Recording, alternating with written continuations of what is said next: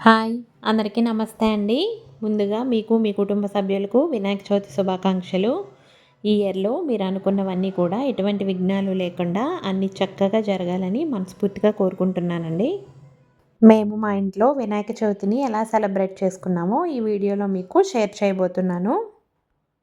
పిల్లలకి చదువు విషయంలో కానీ, ఆరోగ్య విషయంలో కానీ ఎటువంటి ఇబ్బందులు లేకుండా ఉండాలి అనంటే, మనం తప్పకుండా వినాయక చవితి పూజ చేసుకోవడానికి కన్ఫామ్‌గా ప్రయత్నించాలండి. వినాయకుడు అప్పుడే మనల్ని చల్లగా చూస్తాడు. అంతేకాకుండా మనం వినాయకుడిని ఇంట్లో పెట్టుకుంటే మనకి సంవత్సరం అంతా కూడా ఎటువంటి విఘ్నాలు లేకుండా అన్ని పనులు చక్కగా విజయవంతంగా కొనసాగిపోతాయండి. మరొక విషయం అండి, పిల్లలకి మెయిన్ వినాయక చవితి అంటే బాగా ఇష్టపడతారు కదా! అంతేకాకుండా వినాయకుడు ఆశీస్సులు కూడా వాళ్ళకి కావాలి కాబట్టి మనం తప్పకుండా పిల్లల్ని ఇన్వాల్వ్ చేయాలి.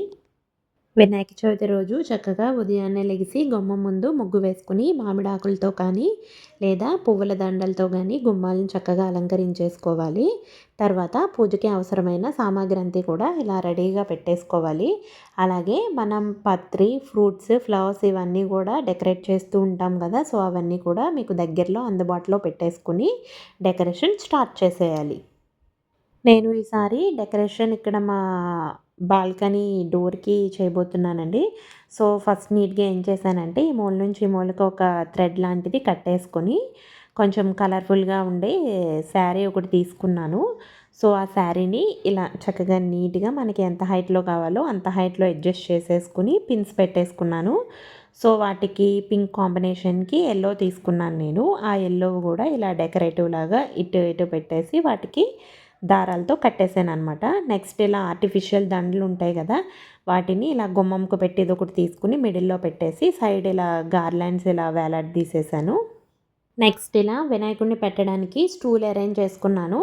సో, ఆ స్టూల్ మనకి కనపడకుండా ఉండడానికి యెల్లో క్లాత్‌తో దాన్ని చక్కగా నీట్‌గా చుట్టి కట్టేసి పైన రెడ్ క్లాత్ వేసేసానండి. సో, ఇక్కడ వరకు చేసేసిన తర్వాత లైటింగ్ పెట్టుకుంటాం కదా మనం. సో, లైటింగ్ కూడా ఇలా ఎక్కడి నుంచి ఎక్కడికి కావాలో దాన్ని చక్కగా వాటి ప్లేస్‌లో అరేంజ్ చేసేసాను. నెక్స్ట్ ఇలా కుండీల్లో కొంచెం శాండ్ వేసుకుని ఇలా అరటి గెలలు కూడా ఇలా పెట్టేసి అటు సైడ్ ఒకటి, ఇటు సైడ్ ఒకటి అరేంజ్ చేసేసాను. చూసారు కదండీ! చక్కగా అరేంజ్ అయిపోయింది కదా! ఇక్కడ ఇంకొక విషయం చెప్పాలండి. మనం వినాయకుడిని తెచ్చుకునేటప్పుడు ప్లాస్టర్ ఆఫ్ పారిస్ గానీ, సెరామిక్స్‌తో ప్రిపేర్ చేసినవి గానీ అటువంటివి ఏవి యూజ్ చేయొద్దండి. సో, ఎప్పుడు కూడా మట్టితో తయారు చేసిన వినాయకుడినే తీసుకోండి. లేదు అని అనుకుంటే కొంచెం లైట్‌గా కలర్స్ వేసిన వినాయకుడు ఉంటాడు కదా! జస్ట్ నార్మల్ పెయింట్స్ ఉంటాయి కదా! సో, అలాంటి వినాయకుడైనా సరే తీసుకోండి. కొంతమంది పాలవెల్లి పెట్టుకుంటారండి. మాకు అది పాలవెల్లి లేదు. సో, నేను పాలవెల్లి యూజ్ చేయకుండానే నార్మల్‌గా డెకరేట్ చేసుకుంటున్నాను. నెక్స్ట్ ఈ డెకరేషన్ అంతా కూడా ఇలా పక్కన పెట్టేసి నైవేద్యాలు ప్రిపేర్ చేయడానికి వెళ్ళిపోయానండి. నైవేద్యాలు ఎన్ని అనేది మన ఇష్టం. మనం దేవుడికి మనస్ఫూర్తిగా పూజ చేసుకోవాలి తప్ప ఎన్ని నైవేద్యాలు పెట్టినా సరే, ఎన్ని విధాలుగా చేసినా సరే ఏం పర్వాలేదు. సో, నేనైతే ఇక్కడ 5 రకాల ప్రసాదాలు చేస్తున్నానండి. సో, వన్ బై వన్ ఒకదాని తర్వాత ఒకటి ప్రిపేర్ చేసేసుకుంటున్నాను. ఈరోజు నేను పూజకైతే కుడుములు, పాల తాలికలు, పులిహోర, శనగల తాలింపు, చలివిడి వలపప్పు చేశానండి. సో, ఇలా నైవేద్యాల ప్రిపరేషన్ కూడా అయిపోయాక మనం జనరల్‌గా రెగ్యులర్‌గా పూజ చేసుకునే పూజ గది ఉంటుంది కదా! దాన్ని కూడా ఇలా డెకరేట్ చేసుకొని, నైవేద్యం ఇక్కడ కూడా పెట్టుకొని, దీపారాధన చేసుకొని, మెయిన్ వినాయకుడి దగ్గరికొచ్చేసాను.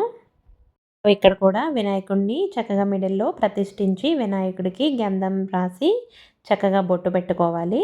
సో, బొట్టు పెట్టుకున్న తర్వాత మన దగ్గర ఏదైతే పత్రి ఉందో ఆ పత్రి, పువ్వులు, ఫ్రూట్స్ అన్నిటిలతో చక్కగా వినాయకుడిని చక్కగా అందంగా అలంకరించుకుని పసుపుతో వినాయకుడిని చేసుకుని వినాయకుడు అష్టోత్తరం చదువుకుంటూ దాన్ని పూజ చేసుకుంటూ మన ఇంట్లో పెద్దవాళ్ళు ఏ విధంగా అయితే పూజ సాగిస్తారో మనం కూడా అదే విధంగా కథ చదువుకుంటూ, బుక్ చదువుకుంటూ అలా వినాయకుడి పూజని చక్కగా నీట్‌గా చేసేసుకోవాలి. పిల్లల బుక్స్‌కి అలాగే మనం యూజ్ చేసుకునే అవసరమైన పుస్తకాలు ఉంటాయి కదా! వాటిలికి కూడా శ్రీ గాని, ఓం గాని, స్వస్తిక్ గాని ఏదైనా రాసుకొని అవి కూడా దేవుడి దగ్గర పెట్టుకోవాలండి. సో, ఇలా ఈ విధంగా అయితే మేము ఈ సంవత్సరం వినాయక చవితిని చక్కగా చాలా మా మనసుకి నచ్చినట్లుగా జరుపుకున్నామండి. సో, నా వీడియో గనక మీకు నచ్చినట్లయితే తప్పకుండా సబ్స్క్రైబ్ చేసుకోండి మా ఛానల్‌ని. అలాగే లైక్ కొట్టడం మర్చిపోవద్దు.